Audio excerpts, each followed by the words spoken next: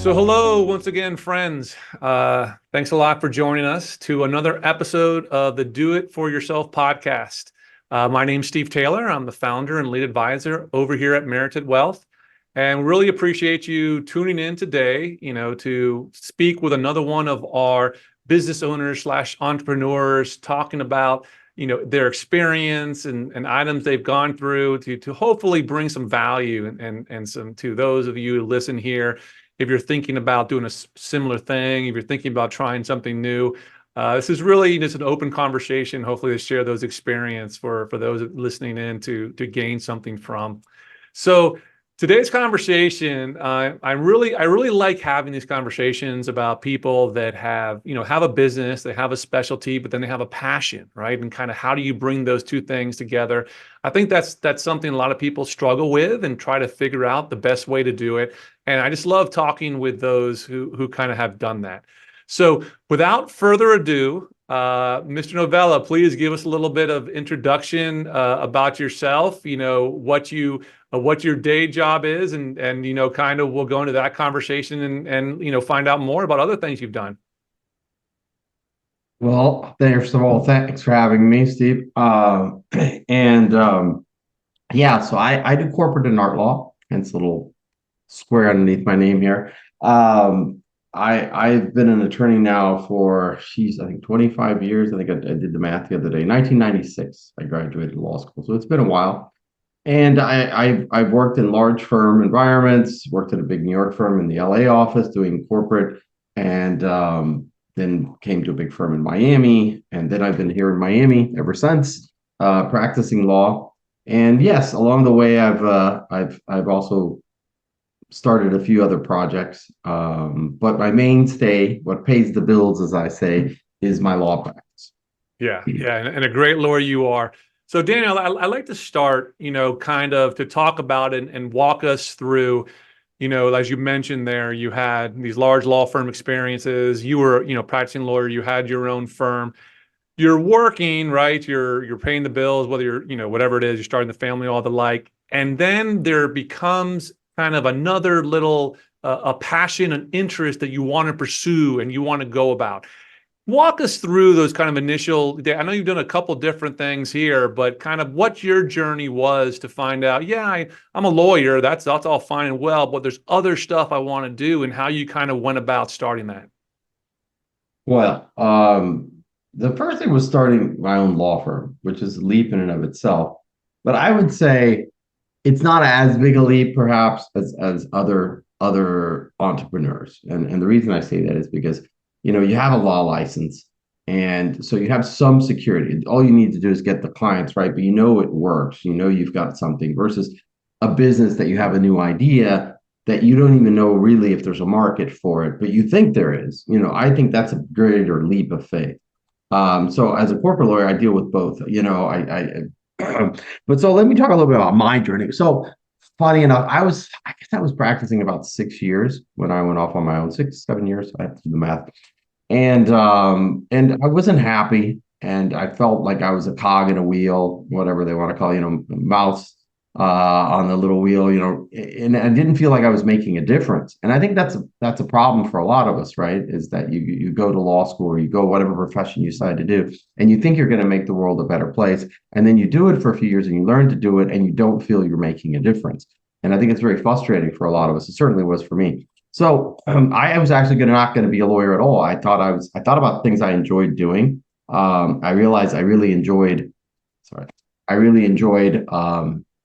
designing furniture at the time. All the furniture in my house, I had designed it myself, and I had built it, had people build it. So I really thought I might do that for a living. I was really kind of soul searching. I just knew I wasn't happy as an attorney. And then I had a client that I had worked on a deal, and it's just been a minor deal. It wasn't even like anything that, in my opinion, that monumental as far as stuff. I'd worked on many deals in my life, but when I basically left law practice, he found out and reached out to me and found me and said, I'd like to keep working with you. So then I was like, wow, I've got a client. I don't know what I want to do, but I have a client. What do I do? So I decided to stay in law. And so that was my short journey. I don't think it's the right way. It's funny enough, now I teach at the University of Miami. I'm an adjunct professor. And I tell my students that, I don't think that's the right way to launch a law firm. That was, I got a client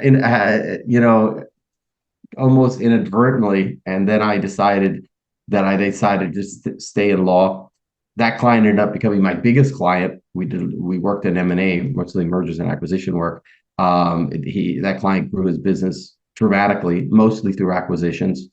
And for 20 years, he was my biggest client. So I a lot of times I say that I owe the fact that my law firm was even in existence to this particular person. So it's, your journeys can be kind of a little bit of, I think, a little bit of luck, but also you have to set things up right. This particular person really liked my work, so I had to do something right, I guess, to get here. Yeah. Yeah. No, that's great, Dan. I mean, I will tell you, my journey is not dissimilar at all, right? When we get out, I think a lot of people, and I just had a conversation, I'm going to be having a conversation with a young lawyer soon, that when you get out and you start practicing law, okay, this isn't what I kind of thought about, right? What I thought it would feel like and it'd feel like. And so I was very similar to you, right? I was in there, I was doing the law, I wasn't sure that I wanted to do it. And what helped me my first time around getting onto the financial services, I remember very vividly, almost like you, I told my wife, you know what? I'm thinking about like letting my bar license lapse. She goes, what are you, an effing idiot? No, and so my journey very much included and learned, kept a lot of law into it. But I love that, what you're saying there, very like, hey, maybe it wasn't this intention to continue being this lawyer, but I did it. I did it well. Someone valued it, so they kept me in there. So you went about, you got this one client, you're starting, the Novela law firm and items, and you're working that and you're supporting your family, but you have other interests. You mentioned furniture and other things. So, that mind keeps racing. So walk through a little bit of those ideas while you're practicing law, these other things that came up. Yeah, so funny enough, around 2014. So I always liked design. I guess I had to go back to that. My dad was an architect. I don't know. I always liked design. So like when I thought I might not do law, I thought I was going to do something design oriented. And I've always thought maybe I was a frustrated architect, but I went into law for various reasons. But anyways, around 2014, I decided I had an idea. I thought, in Miami, it's really hot. I have to wear a jacket. At least I do. I like wearing a sport coat or whatever. And I had an idea of building a really lightweight jacket, and I wasn't finding anything in the market that I had really liked. And I had other ideas in the past, and then I saw them kind of go somewhere, and I thought, well, I feel like this could really go somewhere. And I loved being in Italy at the time. I used to spend summers in Italy with my ex-wife and our kids. And so I was like, I kind of like, I go there for like a month or two in the summer, and I work remotely, just kind of ahead of the game on the whole remote thing. And I just get a little, I just want to do something locally. So I decided to start a menswear line. And the funny thing is, um, my initial concern was that I thought my clients would think I was crazy, because they think, wait, is Daniel losing his mind? He's our corporate lawyer, but I mean, what's this corporate lawyer doing? Thinking he's in the menswear business, right? So that was actually my biggest worry, was that people would think I wasn't taking law seriously because I had this other interest. And funny enough, it was unwarranted. I don't know completely. In fact, many of my clients, once I found the factory, I developed it, I actually sold it. I had an online store, and I sold it at several boutiques here in South Florida. And my clients, when they found out, they were all like, "Well, I want one," So it was. I think maybe one of our biggest fears is, we worry about what everybody else is going to think. Yeah. And especially if you're going out of your quote unquote comfort zone, like I'm a lawyer, so maybe I should do something law related as a side business, right? But this is completely out, menswear. What's that got to do with law? Not much, if at all. So I would say that was the biggest concern I had was, I knew I wasn't going to stop practicing law. I had family, kids, I had expenses, but I really wanted to do this. And the funny thing was, if you do your job well, I think people will appreciate the fact that you do other things, That's and they'll find it interesting. yeah, That's how I know.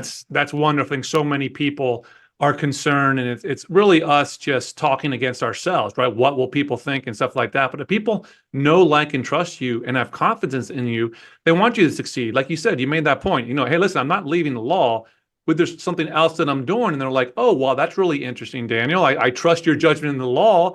Hey, let me kind of, maybe I'll trust your judgment in menswear. And so I think that's a great, great lesson for anyone out there thinking that they have to stay pigeonholed and they can't expand their horizons and be a little different. So how did that go? Walk us through that. I've talked about that a lot. My wife and I went through this a lot. I made the comments. She's an artist. I'm a lawyer. What do we know about retail? It's a challenge. How did that go for you? Well, listen, I don't do it anymore, so I can't say it was a resounding success, but we broke even on it. I really enjoyed it. The most important thing that I would say I learned about it was I learned that I could go into an industry that I knew practically nothing about, build a product that I was very proud of, and sell it successfully. Um, I made a conscious decision at some point to not do it anymore for various reasons, but it is wild. It just goes to show that I really knew nothing about menswear. I never studied design. I don't know anything about sewing. I remember my ex-wife, we used to sit and watch like Project Wonder or something. I would see those people in there cutting and sewing clothing. I don't know how to do any of those things. But what was good at, I knew what I wanted. I had a sense of it, and then I knew how to go and find people that had the skills that I didn't have. And then I put that together. I found a factory that would manufacture. I found the designs that I wanted, and we put out a product that I'm very proud of. And friends that still have them still talk about it. And I was able to build a small distribution network and so on. So what I learned from it, which I now am taking to another project that I'm working on, and we're still in pre-launch. But I learned something really valuable, which was that if you have an idea, you can execute on it. If you put the time into it, if you put the time into learning the industry, you can do it, and you can do something that is in a completely different area. I feel like my journey is not done yet because I have something else that I'm working on, which is art related. But I would say what I did learn from that experience was really starting a business from scratch in an area that I knew nothing about, and bringing it to fruition and putting out a product that I'm still very proud of. Daniel, I love hearing you speak on this because my wife and I were the exact same, right? We kind of broke even, but we created a really great product. So let me ask you, a lot of people, when they're going through this and they're saying, looking to do something that's maybe not in their exactly what they do. And like you mentioned, going out there and find other people.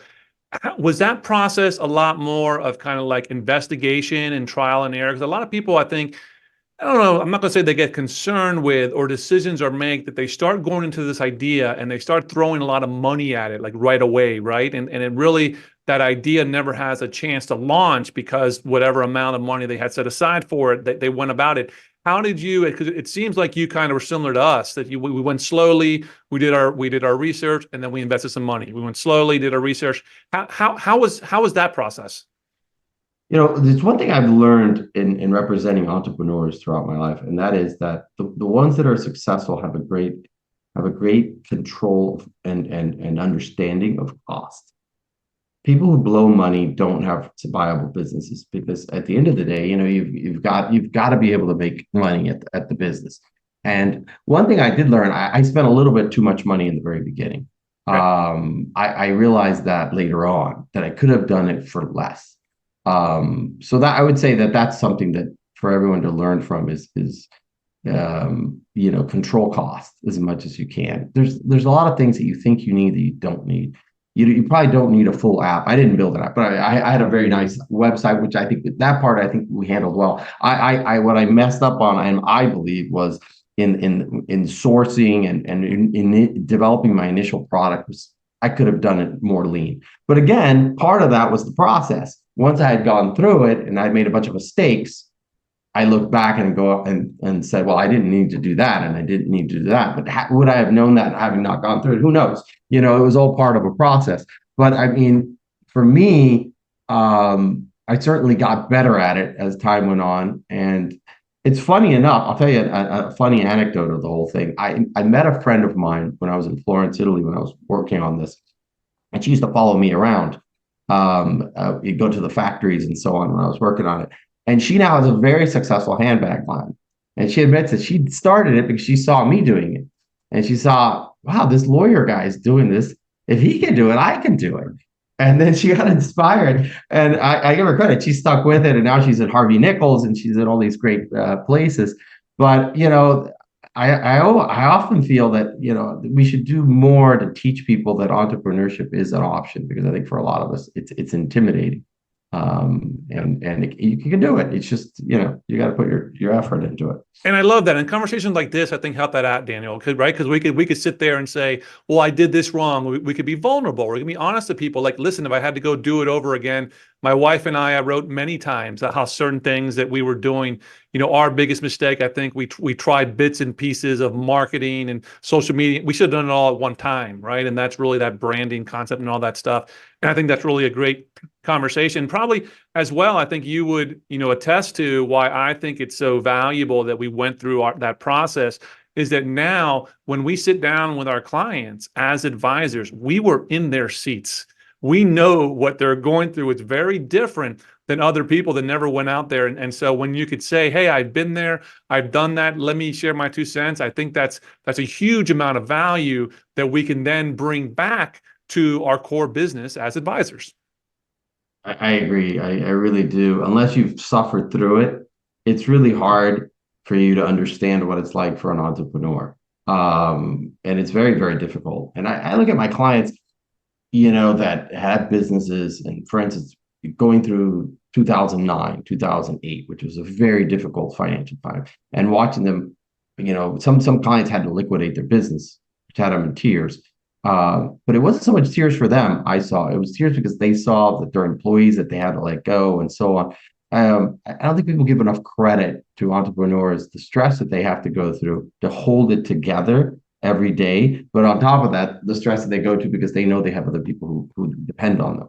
Yeah. And I mean, my heart goes out to it. One of the reasons I love what I do, I feel like I'm making a difference, is because I'm helping those people, which I think are just so essential for our economy and for our country.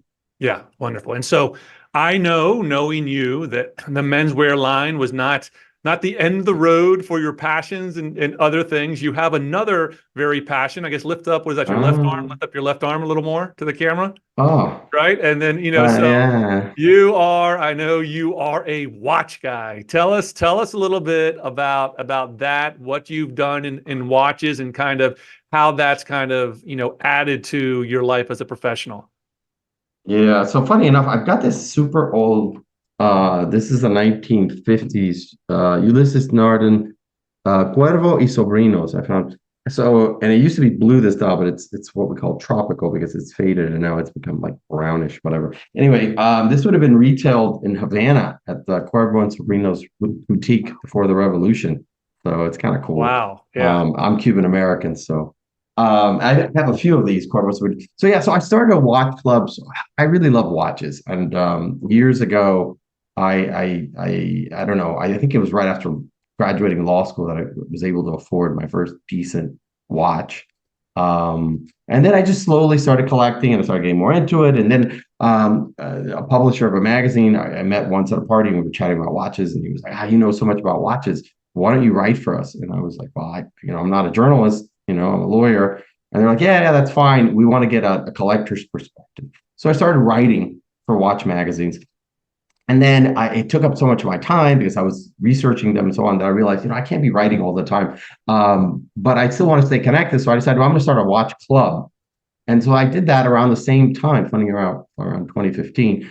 And it's just kind of grown organically. And really, it's just my buddies and I who love watches, getting together for drinks and so on. But what makes our club really unique, and really we are, I would say, the club in South Florida, is we're really big on something special. Like you won't see anything that you're going to see at the mall. So what you see at Ball Harbor shops, I mean, that's great. But what you're going to see at one of our events is something you can't see at a boutique.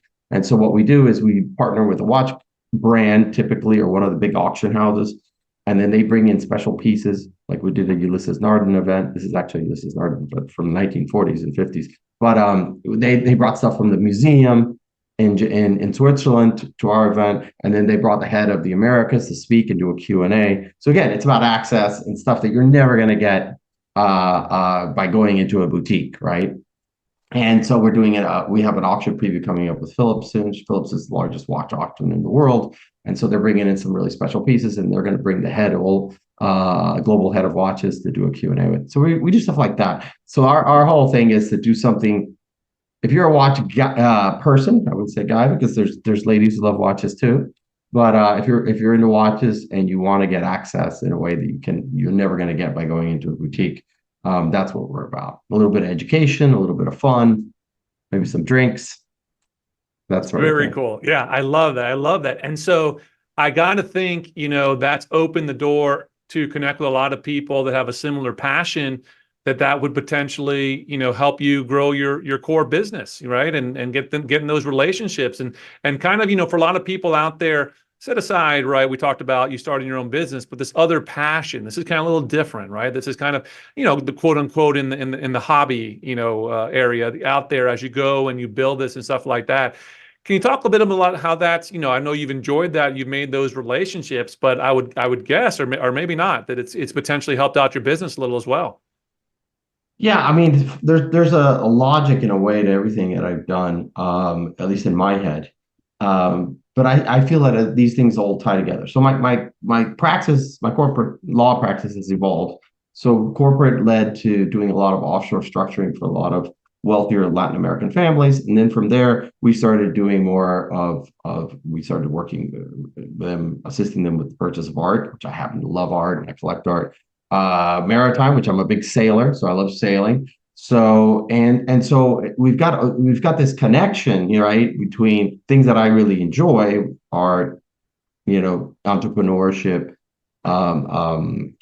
maritime, sailing, and then we've got my watches. And where the watches really comes in is I find that a lot of the same people that are my clients, a lot of them collect watches. Not all of them. There's not always a perfect overlap. There's the person who likes art may not like watches, or the person who's into boating may not like. But you'd be surprised. Although there is a lot of overlap, and so I find that a lot of my interests are my clients' interests, and I think that's super important. For one, let's be honest.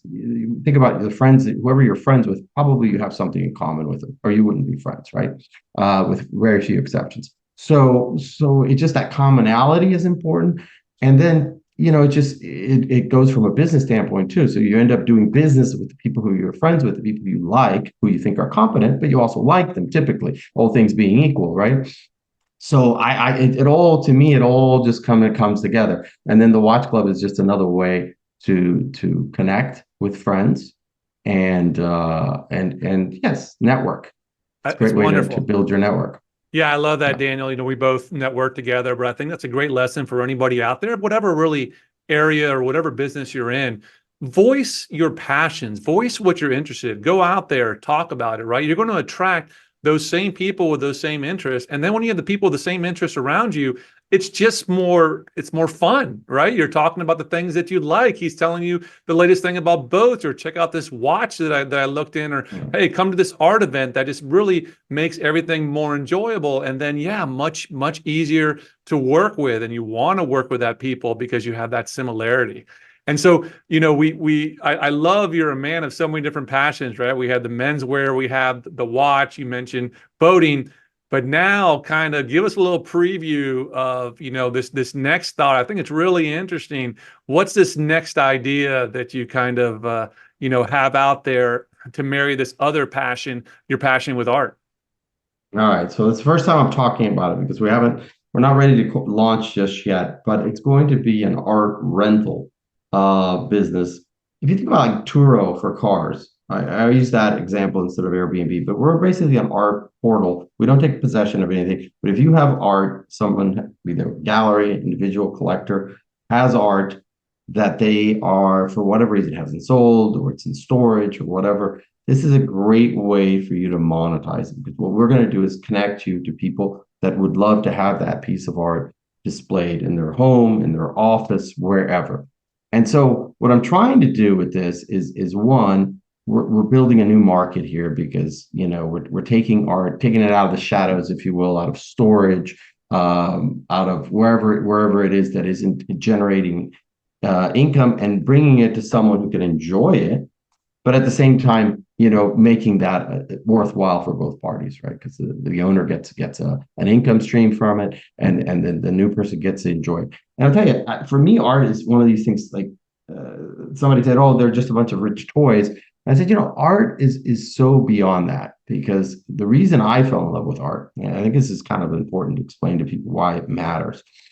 It all clicked for me when I did a study abroad in Italy years ago. So I talked about like menswear, and I was in Italy. Well, why did I wound up in Italy years ago? Because my last name's Novela, and I thought, well, that's cool. I should learn another language. I speak Spanish. But when I got there, I realized little by osmosis that art was so important. And it's like, it goes from the you look at history. We have the Dark Ages, right? For 1,000 years, things get worse. And then you have the Renaissance. And it's all created because of art. You have all these great minds: Da Vinci, Michelangelo, all the Mutant Ninja Turtles, Donatello. All of these great minds all congregate in one city, which is Florence.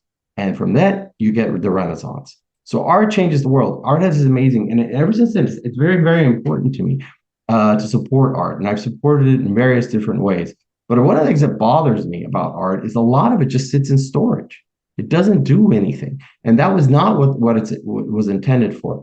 And if I can make that art more valuable by being out there than by sitting in a warehouse, then that's going to change that equation for people, because who would keep it in a warehouse if they could monetize it in some way? So that's part of my thought behind this. But also, it just democratizes the art, because it allows people to have access to art that they can't afford to buy.